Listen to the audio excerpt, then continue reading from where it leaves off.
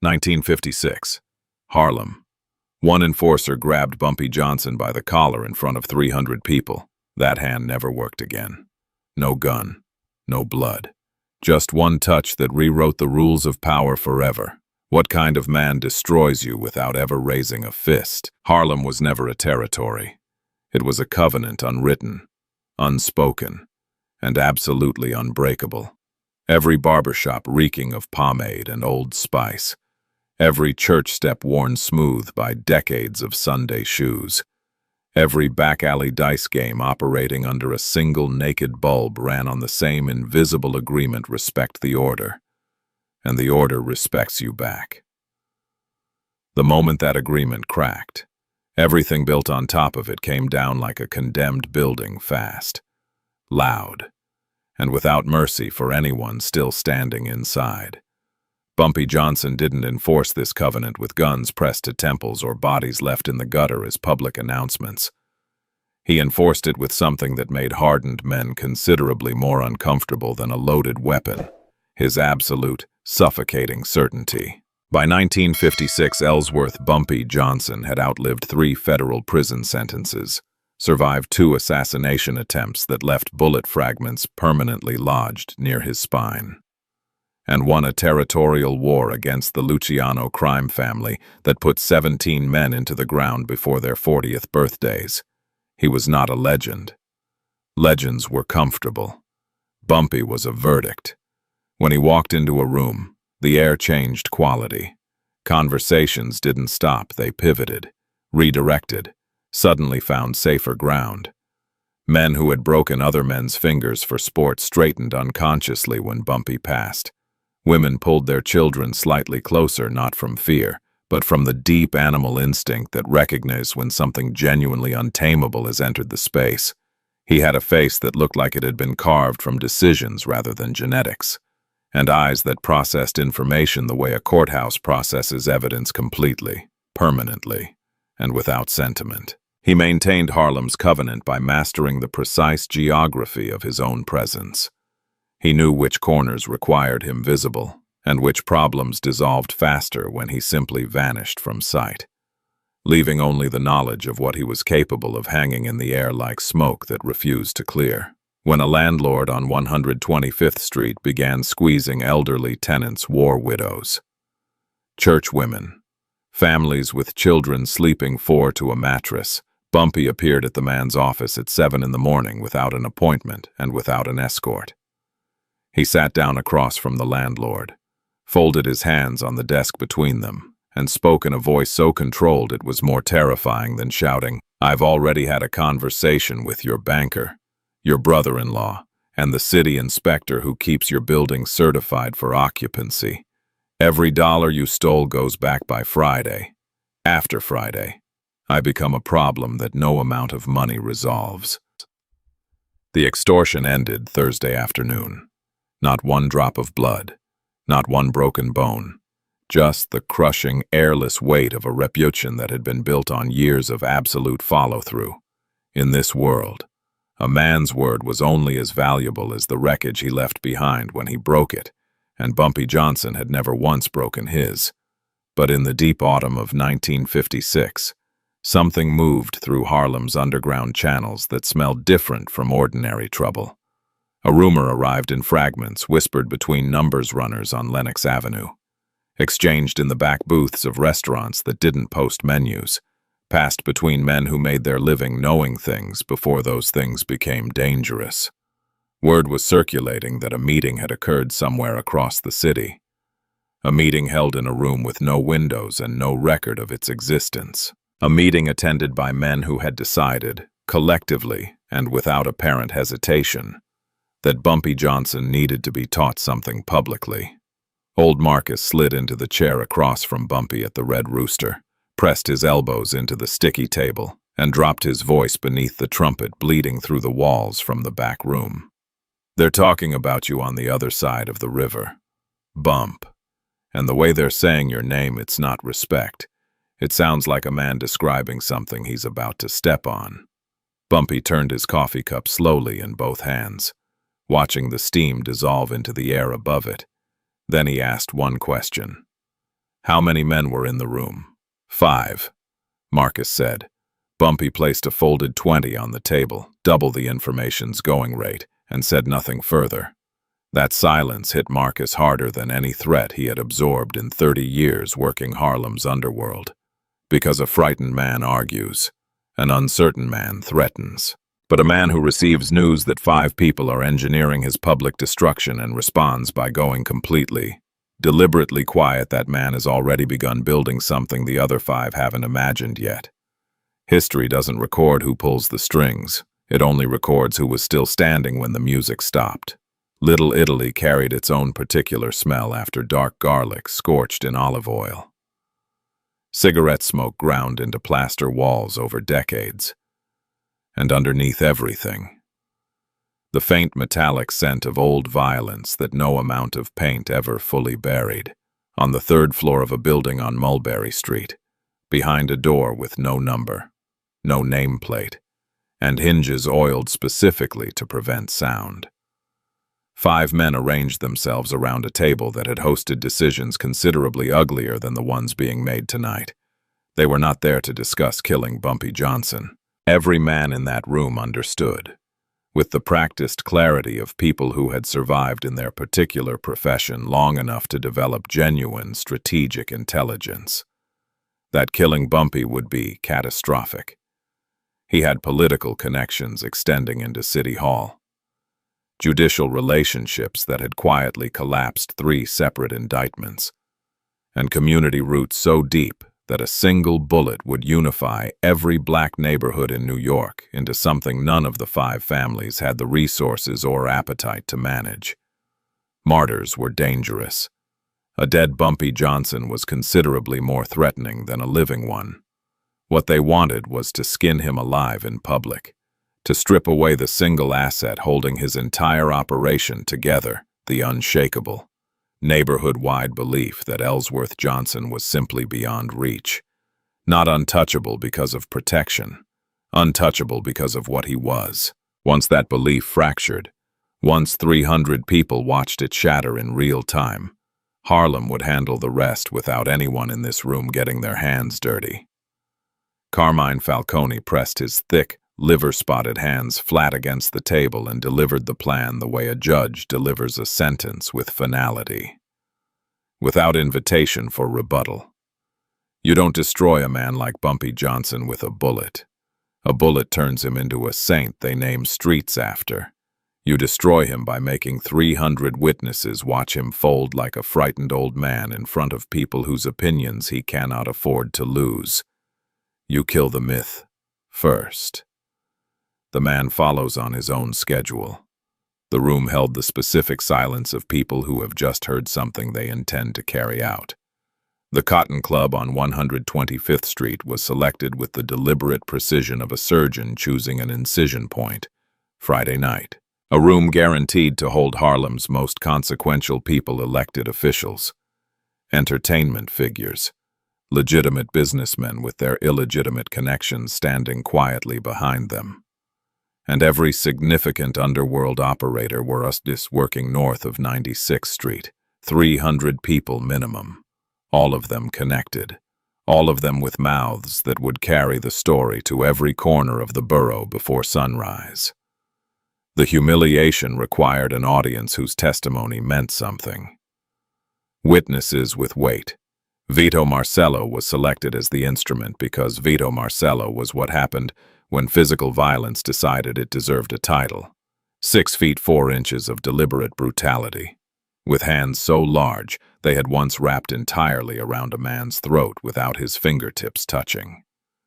He had been breaking bones professionally since 1944, and he carried that history in the relaxed, unhurried way of a man who had never once encountered a situation his body couldn't resolve. He was not chosen for intelligence or subtlety. He was chosen because he embodied a specific and ancient argument that raw, overwhelming physical force was the only law that history ultimately respected, and that any man who couldn't answer it with equal force had already surrendered his claim to authority. Vito walks in, finds Johnson at his table, grabs him by the collar in front of everyone in that room, and delivers the message standing on his feet," Carmine said, refilling his glass with the unhurried confidence of a man describing something already finished. By the time Johnson gets home that night, every person who matters in Harlem knows he got handled like a common street dog. You don't recover from that. Not at his age. Not in that neighborhood. Not ever. What none of the 5 men sitting in that carefully sealed room on Mulberry Street paused to consider not for a single breath was that a man who had survived everything, Bumpy Johnson had survived, did not do so by accident. He did so by constructing. Over 20 years of absolute operational discipline, a network of eyes embedded so deeply inside New York's power structure that information flowed toward him the way blood flows toward a wound immediately, inevitably, and with complete indifference to whoever tried to stop it. One of those eyes belonged to a young man whose job that evening was to refill the water glasses in that room without being noticed. He moved through the space with the practiced invisibility of someone who understood that silence, properly maintained, was worth considerably more than anything loud. He never looked up. He never paused. He filled every glass and absorbed every word, and the 5 men around that table never once registered that something irreversible had just walked quietly out their door. The trap they believed they were constructing had already developed a fatal crack. They simply hadn't felt it yet. The rain over the Bronx that Thursday night was the particular kind that gets inside everything, not hard enough to justify shelter. Persistent enough to make the city feel like it was slowly being dissolved from the outside in. Jerome Avenue glistened under yellow streetlights, the pavement reflecting broken neon from a liquor store and the red and white pole of a barber shop that had closed 3 hours earlier. A yellow cab moved south through the wet streets, its wipers dragging across the windshield in a slow, exhausted rhythm, its interior thick with the smell of damp wool overcoats, cigarette smoke, and the particular cheap cologne that men wear when they want to project importance they haven't yet earned. 3 men occupied the back seat. They talked the way men talk when they are absolutely certain no one who matters is within earshot, with names attached, with specifics delivered carelessly, with the relaxed, laughing confidence of people who have confused not being challenged, yet with being genuinely safe. The younger one, a thick-necked man with a scar running from his left earlobe to the corner of his mouth like a sentence someone else had started, leaned forward between the other 2 and described in vivid, enthusiastic detail exactly what Vito Marcello's hands were going to do to Bumpy Johnson's collar on Friday night in front of 300 people at the Cotton Club.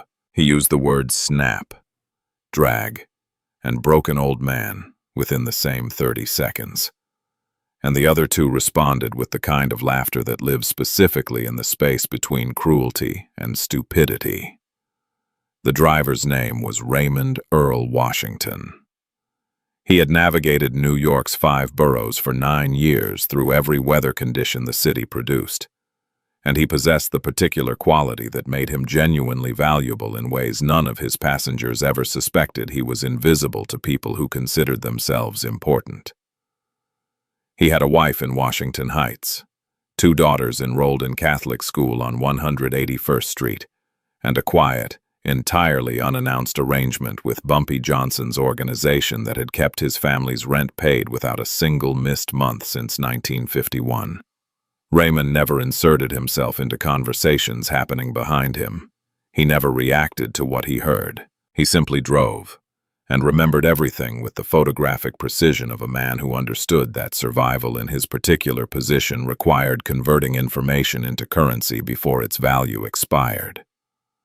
When the 3 men climbed out at their destination, a side entrance on a street Raymond would not name to anyone who hadn't earned the right to know it, they left without tipping, without acknowledgement, and without a backward glance.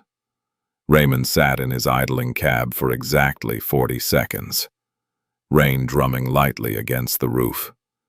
Then he picked up his radio receiver, dialed a number he carried only in memory and never on paper, and delivered every name, every specific, every laughed about detail from that 14-minute ride through the Bronx rain with the flat, unhurried precision of a man reading from a document. The information reached Bumpy Johnson before those three men had finished hanging their wet coats on a rack inside. Bumpy received it in the back room of a restaurant on 116th Street, where the owner kept the rear table permanently reserved without ever discussing why. The room smelled of frying onions and old wood, and a single overhead bulb threw hard shadows across the table where Bumpy sat with a cup of coffee going cold in front of him. He listened to every word of Raymond's report without moving, without expression, without once interrupting. When it finished, he asked 3 questions in sequence, each one arriving after a pause so measured it felt architectural. First, did they specify a time inside the club early in the evening or after 10? After 10, when the room would be at full capacity. Second, was Vito Marcello's name introduced by one man, or did the group confirm it together? One man named him. The others confirmed without hesitation, collective decision, not impulsive. Third, did any of them express doubt? Any moment where someone pulled back even slightly? Not once. They laughed throughout. Bumpy was quiet for a long time after the third answer, the kind of quiet that has texture and weight. Then he said, in a voice so controlled it seemed to compress the air around it, "Overconfident men are the simplest kind to educate. They walk into a room already convinced they've won, which means they've stopped watching everything that actually determines the outcome. Friday night, I'm going to give Vito Marcello and every man who wound him up and pointed him at me a lesson so clean and so permanent that they will spend whatever years they have left trying to describe it to people who won't quite believe them." He stood, buttoned his jacket with the precise, unhurried movements of a man who had already decided exactly how the next 72 hours would unfold, and walked back through the restaurant without touching his cold coffee. The chessboard was set. Every piece his opponents intended to move was already visible, and Bumpy Johnson, the man they were planning to humiliate in front of 300 witnesses, had just quietly decided where every single one of those pieces was going to land. 72 hours. No weapons loaded on kitchen tables. No threats whispered through intermediaries on wet street corners. No hired muscle cracking their knuckles in borrowed automobiles outside somebody's front door. What Bumpy Johnson built in the 3 days before Friday night was something that left no fingerprints, produced no witnesses worth prosecuting, and landed harder than any bullet fired in anger. He constructed a performance so precisely engineered that 300 people would believe they were watching something spontaneous while every single second of it had been predetermined down to the length of the pauses between words. Wednesday afternoon, 90 minutes before the Cotton Club's cleaning staff finished mopping the floor. Bumpy walked the room alone. He moved through it the way a surgeon examines a patient before cutting slowly, without hurry, touching nothing, missing nothing. He measured the angle of the staircase from the front entrance with his eyes. He stood at specific points along the balcony railing and looked down at the center floor, calculating sight lines the way a man calculates them when he needs every pair of eyes in a room pointed at the same coordinates simultaneously. He paced the distance from the front door to the table he intended to occupy, 14 steps on a slight diagonal, completely unobstructed, visible from every seat in the house. He stood behind that empty chair for a long moment, looked out at the hollow room, and understood with complete satisfaction that the stage was exactly right. A man who refuses to leave a single detail to chance isn't paranoid. He's simply unwilling to lose. Harold Dawson had fought professionally as a heavyweight contender until a broken orbital socket in 1948 and ended a career that certain ringside observers believed had been quietly steered toward that conclusion for financial reasons nobody ever formally investigated. What remained after the boxing career was something considerably more useful than a fighter, a man whose capacity for controlled, targeted violence had been refined by years of professional application into something that barely resembled its origins. Harold didn't look dangerous the way Vito Marcello looked dangerous. Harold looked like a man who had been waiting patiently for a specific moment to arrive, which was the most genuinely threatening thing a human being could project in a room full of people trying to read each other. Bumpy met with Harold for 45 minutes Wednesday evening in a kitchen that smelled of rendered bacon fat and old coffee grounds, and he described the geometry of Friday night with the precision of an architect presenting final drawings. He explained the trajectory Vito would travel from the entrance to the center table, the exact moment of physical contact, and what Harold's body needed to communicate to the room in the 3 seconds following that contact before a single syllable was spoken by anyone. Harold repeated everything back without error and asked only one question. You want him neutralized before he makes contact, or after?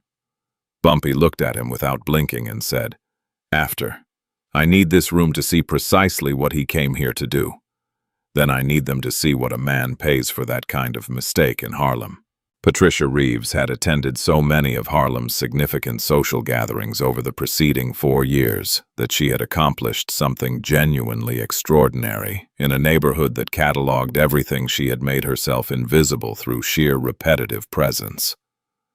She appeared at every important event with the small camera in her handbag and the unassuming manner of someone whose attendance was simply a feature of the social landscape rather than a deliberate operational choice. Bumpy found her Thursday morning at her kitchen table with a cup of tea going cold beside her elbow, and he told her the table number, the angle, and the single moment on Friday night that required documentation with absolute clarity. She asked nothing. She wrote down the table number, folded the paper, and slid it into the handbag beside the camera without ceremony. Thursday afternoon, Bumpy made 11 personal visits. Not calls, not messages, physical appearances, conducted with the deliberate emphasis of a man who distinguishes carefully between asking and instructing.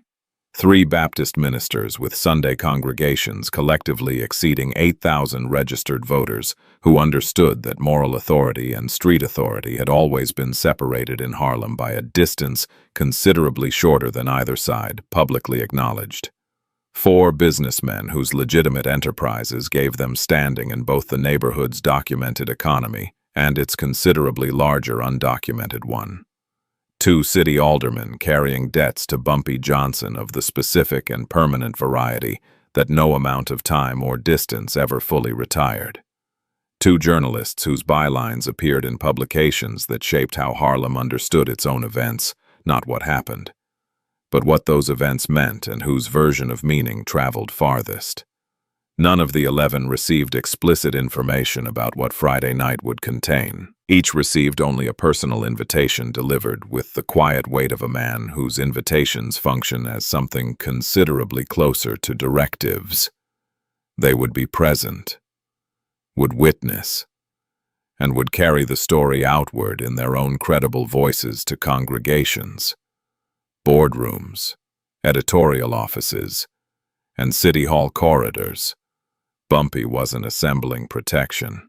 He was building the most durable weapon available to any man in any city at any point in history, a story, told by credible witnesses, that nobody could subsequently rewrite. A plan only needs to be better than what the other side imagined was possible. These 5 men in Little Italy had imagined almost nothing at all. The leak was not carelessness. That fact, the single most important fact about the entire Cotton Club evening, was the one detail that the 5 men on Mulberry Street never successfully processed. Not in the immediate aftermath, not in the months of quiet reconstruction that followed, not in the years during which the story calcified into something between legend and cautionary mythology. They believed they had extracted Bumpy Johnson's Friday night location through their own network's patient, competent intelligence work. They believed the information had been loosened from his organization the way a tooth is loosened by sustained pressure applied at precisely the right angle. They were operating inside a story that someone else had written for them 6 weeks before they sat down in that windowless room and convinced themselves they were its authors. Bumpy had begun constructing the false vulnerability in late September, working with the unhurried patience of a man who understands that the most effective traps are the ones that allow the target to believe the bait was their own discovery. A comment made near a man he had long identified as a sideways conduit to Little Italy's information channels, not a planted agent, simply a man whose conversational habits moved in predictable directions. A slight, deliberate relaxation of his Friday night operational security. Just enough deviation from his usual discipline to suggest routine without screaming calculation. An associate named Winston, carefully briefed and reliable as a locked door, who mentioned in an apparently unguarded moment at a barbershop on 126th Street that Bumpy had seemed preoccupied lately, that the organization had friction developing along its eastern edges, that certain arrangements were under internal pressure that people close to the situation were beginning to find difficult to ignore. Every fragment traveled through Harlem's underground channels the way fragments always travel organically. Conversationally, carried by people who believed they were passing along intelligence rather than walking inside a script. When those fragments eventually assembled themselves into a coherent picture on the receiving end in Little Italy, they produced the exact impression Bumpy had designed them to produce: a man slightly more exposed than usual, at a predictable location, on a specific night, with his full operational support temporarily fragmented by demands elsewhere. On Thursday afternoon, Tommy Chen sat in a First Avenue diner booth across from one of Carmine Falcone's street-level lieutenants and delivered what appeared to be reluctant, slightly nervous intelligence. Tommy was a numbers operator from 118th Street whose survival had always depended on maintaining carefully calibrated relationships across Harlem's competing power structures, which made his apparent discomfort entirely plausible and his information entirely believable. He said Bumpy seemed distracted. He said 2 of Bumpy's most reliable associates had been pulled to Brooklyn to address a situation developing there. He said Friday night at the Cotton Club, Bumpy would be present without his usual full complement of people around him.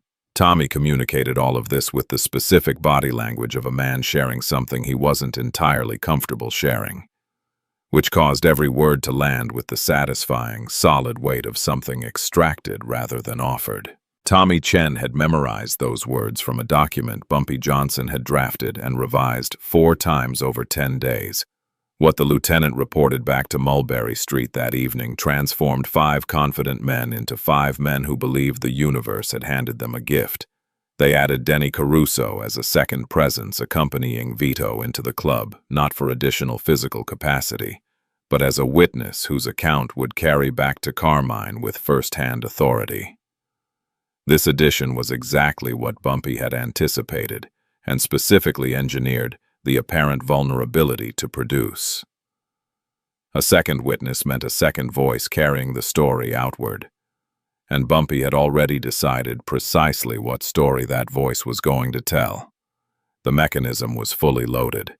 The 5 men believed they were hunting. They had been walking deeper into constructed terrain since late September, following a trail of breadcrumbs that felt like their own intelligence and tasted like their own competence. History preserves the names of men who fell. It almost never asks whose patience arranged the ground beneath their feet. The Cotton Club at 10:15 on a Friday night in November smelled like the specific combination that defined Harlem's upper register. Tobacco smoke ground permanently into velvet drapes that hadn't been replaced since 1948, expensive French perfume on women who had worked harder than anyone in the room would acknowledge to afford it. The sharp, clean bite of good bourbon over ice in heavy glasses.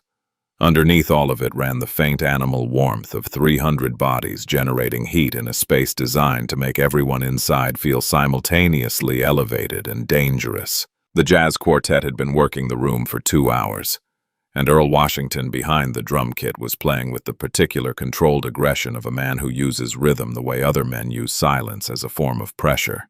applied constantly, without visible effort. Bumpy Johnson occupied his center floor table with the settled authority of a man who had arrived before the room filled and intended to remain after it emptied. Charcoal chalk-striped suit, white shirt with a collar that held its shape, burgundy tie knotted with the precision of someone who understands that details communicate to people who are watching before anyone opens their mouth. He was not performing calm. He was calm, which is a different thing entirely, and recognizable to anyone who has spent enough time in rooms where the distinction matters absolutely.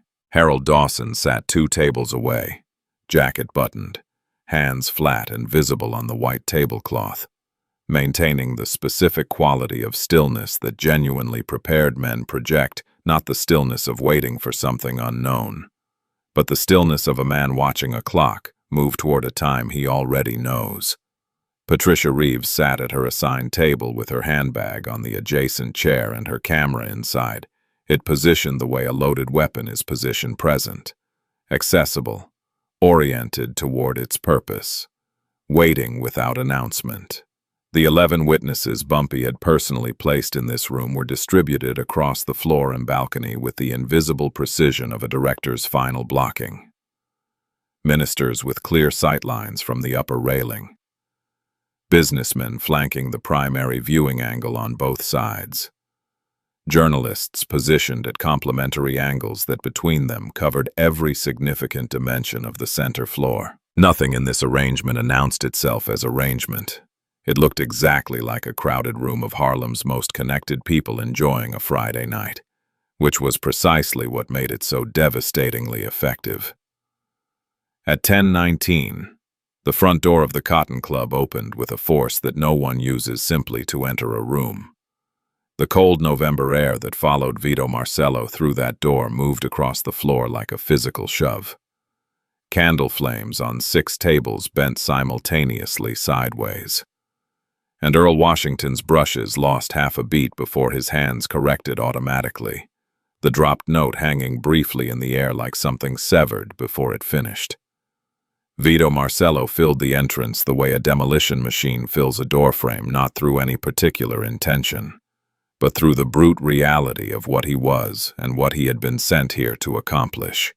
His black overcoat reached his knees. His hands at his sides were the size of construction tools. Behind his left shoulder, Denny Caruso materialized with the compact, watchful presence of a man whose job tonight was specifically to remember everything he was about to witness. The room did not fall silent in the sudden dramatic way that silence arrives in theaters. It dropped the way barometric pressure drops before a serious storm gradually, pervasively, without a single moment anyone could identify afterward as the precise instant it began. Conversations reduced to murmurs, murmurs reduced to breath. The bandstand quartet pulled its volume down the way musicians do when they sense the room has shifted its attention toward something that isn't them.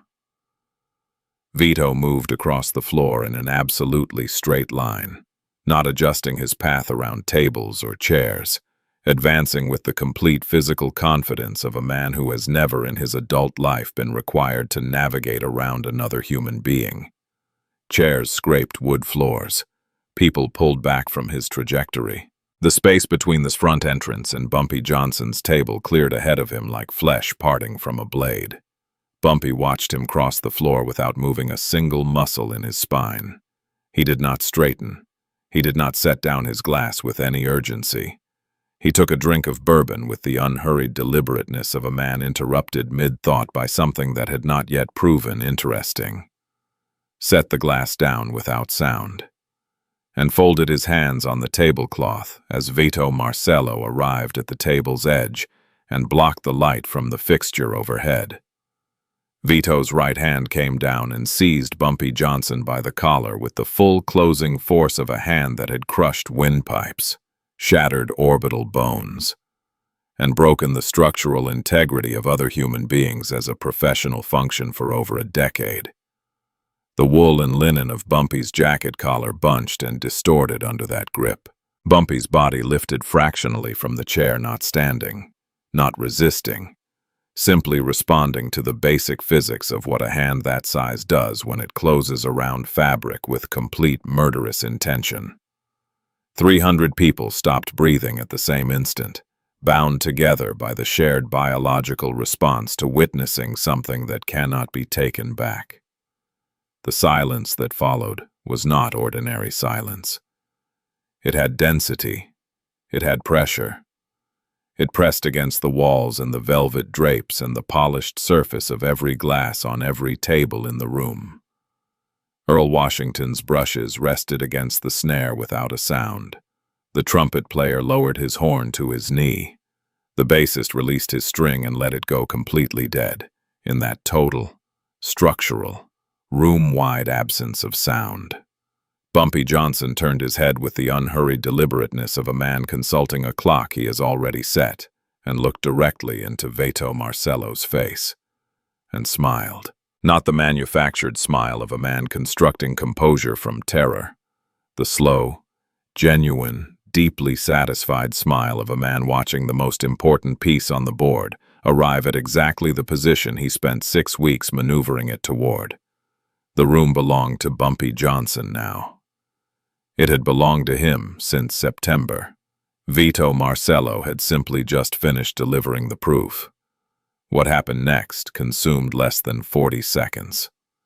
40 seconds to demolish a reputation that Vito Marcello had constructed across 12 years of crushed windpipes, shattered facial bones, and the specific, suffocating terror that his physical presence generated in rooms full of men who understood precisely what those hands were capable of reducing another human being to. Harold Dawson came off his chair with the compressed, noiseless velocity of a man whose body had rehearsed this exact sequence until instinct replaced conscious decision entirely. 4 steps. No sound. He arrived at Vito's back and did something 300 people did not anticipate. He did not punch, did not strike, did not announce himself with any of the telegraphed aggression that large men typically deploy. He closed his fingers around Vito's wrist and drove his thumb into the specific junction of tendons and nerve clusters between the bones of the hand with the anatomical precision of someone who had spent years cataloging exactly where the human body stores its most catastrophic weaknesses. The grip that Vito Marcello had locked around Bumpy Johnson's collar, that massive, professionally violent, bone-grinding grip, detonated open. Not gradually, instantaneously, like a rope cut at full tension. Vito produced a sound that defied clean categorization, not a scream. Something rawer and more exposing than a scream, the airless, gutted exhalation of a physically dominant man experiencing, for the first time in his adult life, the sensation of his own body refusing his commands in front of an audience. His right hand dropped away from Bumpy's collar and hung at his side, trembling. Fingers locked in a half-curl that his nervous system could not resolve, the entire limb vibrating with the confused signals of damaged tissue trying and failing to function. He stumbled backward 2 steps, shoulder blades hitting the air where certainty used to be. His face did something that nobody in that room ever forgot. It went blank. Not angry, not defiant, blank. In the specific way a face goes blank when the story a man has been telling himself about who he is collides without warning with irrefutable physical evidence to the contrary. Denny Caruso stood 6 feet away and did not move a single muscle toward intervention. The cold sweat breaking across his collar was visible from the nearest tables. He had come to witness a humiliation. He was witnessing one, simply not the one anyone had planned. Bumpy Johnson straightened his collar with 2 fingers, smoothed his lapel with one long, deliberate downward stroke, stood from his chair with the unhurried composure of a man concluding a meal rather than surviving an assault. He examined Vito Marcello for a long, unhurried moment, the clinical gaze of a man confirming that the result matches the calculation.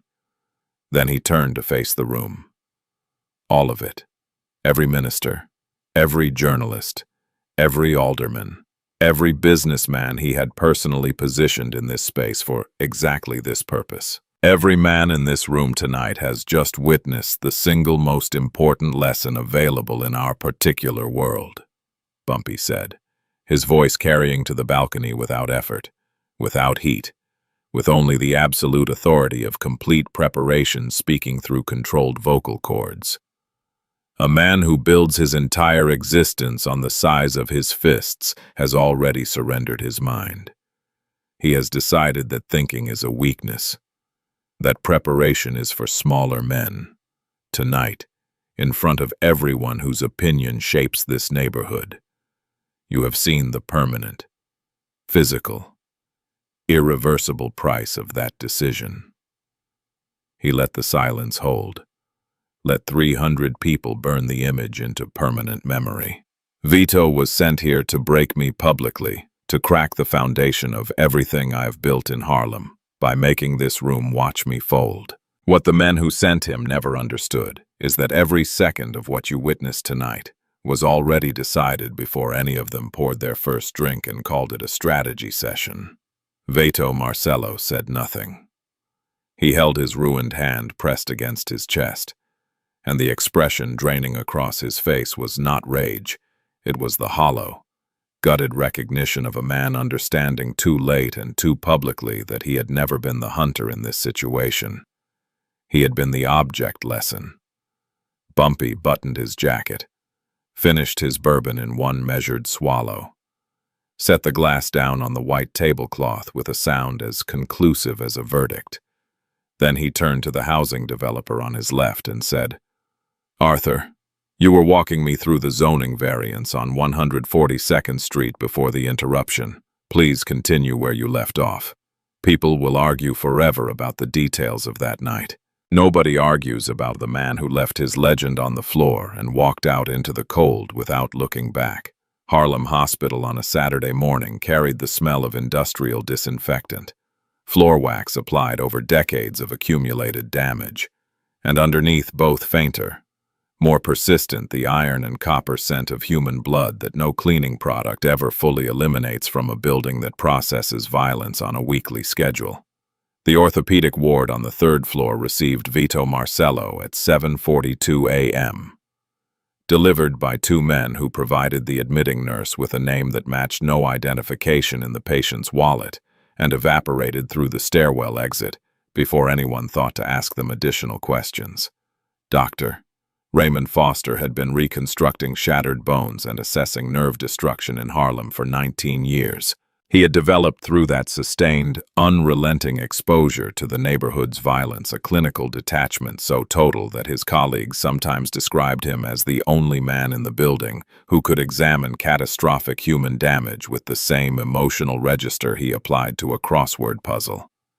He examined Vito Marcello's right hand for 13 minutes without speaking, ordered 2 sets of X-rays, studied the imaging results in silence for another 4 minutes with the focused stillness of a man reading a document that contains information requiring careful delivery.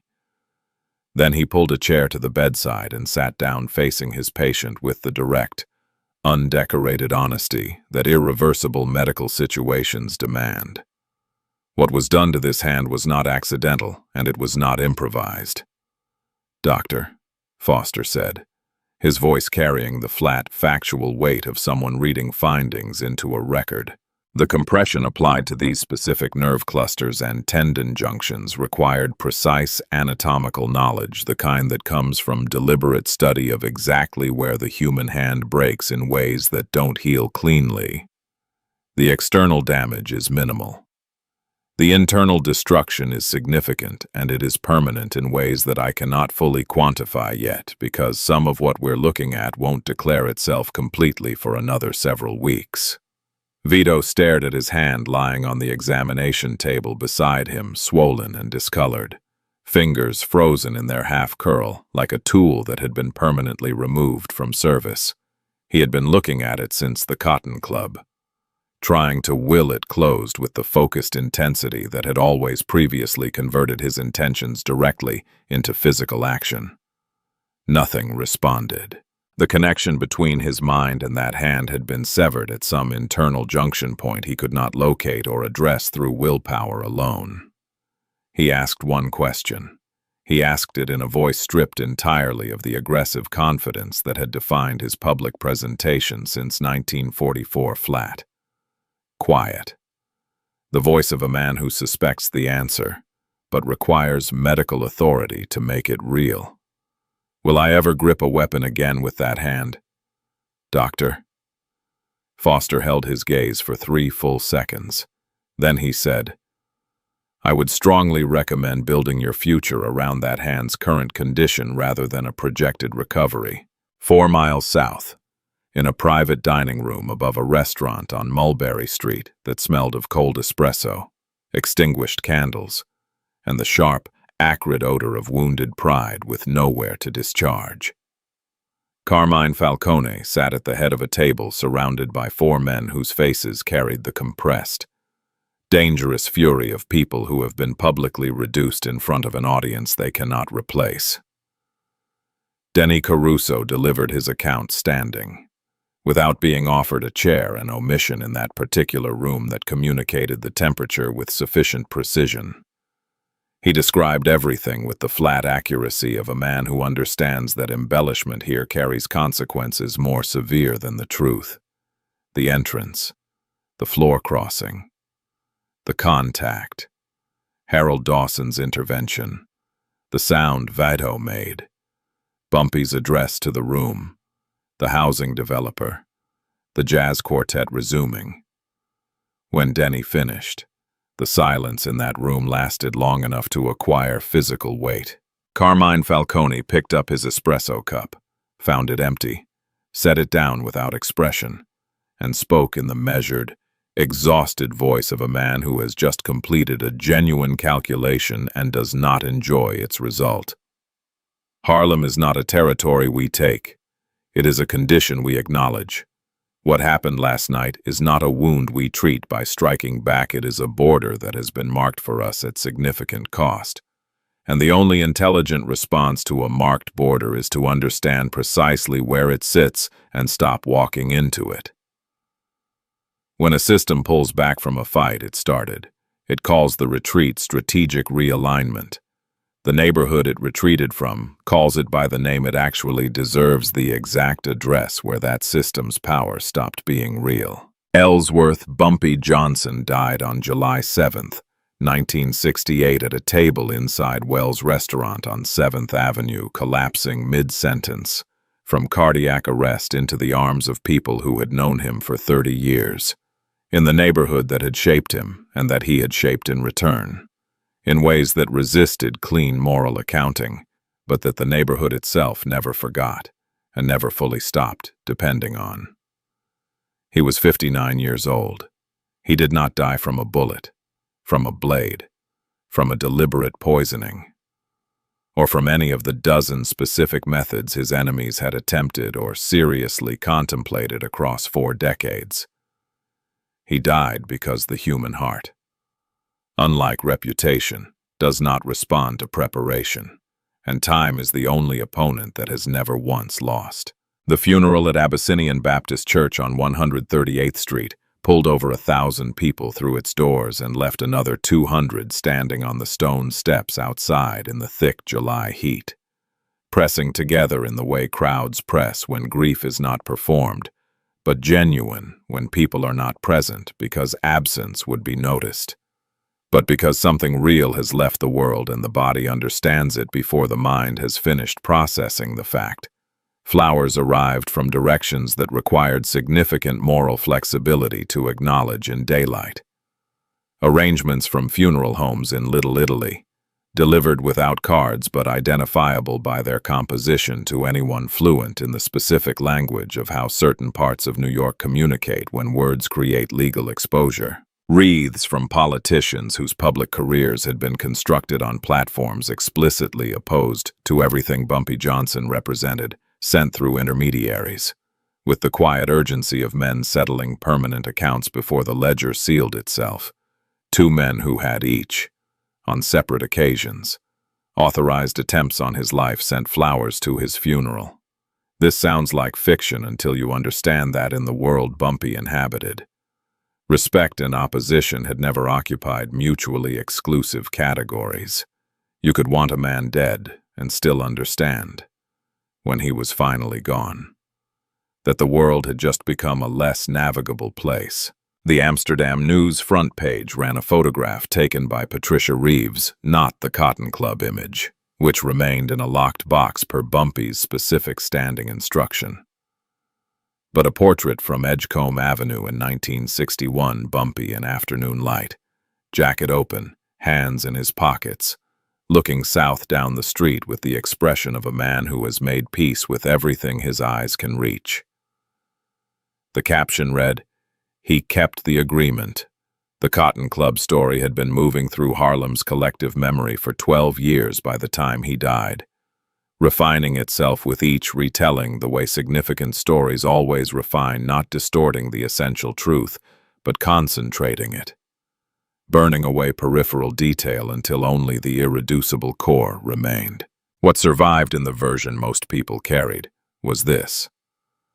A man had closed his hand around Bumpy Johnson's collar in front of 300 witnesses, and something had been done to that hand so precise and so anatomically permanent that the man never gripped anything with real force again. And Bumpy had responded by discussing zoning variances. That final detail, the immediate, unhurried return to a conversation about affordable housing, was the one element of the story that resisted explanation to anyone who hadn't been in the room. Violence was comprehensible. Retaliation was comprehensible.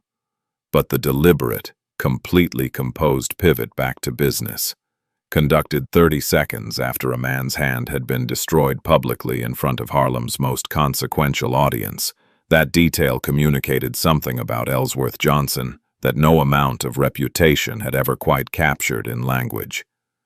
He was not a man who needed the moment to belong to him. He needed the moment to produce a specific result.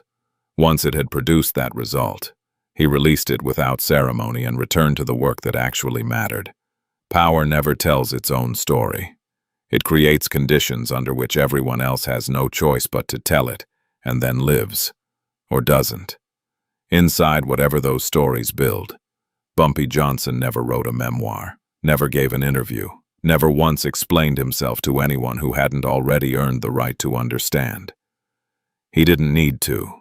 300 people walked out of the Cotton Club that night and spent the rest of their lives telling his story for him exactly the way he designed it. That's the difference between a man who uses force and a man who uses everything else. If this story hit different, drop a comment. Subscribe, because the next man we're covering made Bumpy Johnson look patient.